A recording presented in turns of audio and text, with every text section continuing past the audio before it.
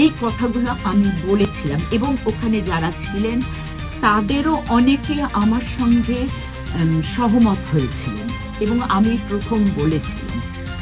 কিন্তু সেখানে আমার কথাটাকে পুরো বাদ দিয়ে যদি তাদের সেই এটা থাকে, আমি জানি এটা কখনো আমারটা দেখানো হবে না, কারণ সেখানেও এডিট করে দেখানো হবে হয়তো, কারণ তারা চ্যানেল কখনোই চাইবেন না যে তাদের এই এই ব্যাপারটাকে আমি এইভাবে যে বলছি সেটা বলা হোক। আমি আপনাদের কাছে কিভাবে প্রমাণ করব আমি জানি না।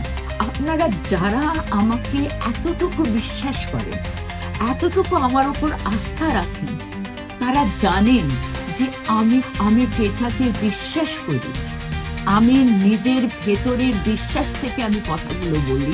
আমি কখনো চিন্তা করি না এটাতে কে কি মনে করবেন, কে কি বলবেন। যদিও ডান্স বাংলা ডান্সে বলা আছে যে বাচ্চাদের সেরম ভাবে ক্রিটিসাইজ না করতে, কিন্তু যারা কোরিওগ্রাফার তাদেরকে তো আমরা বলতেই পারি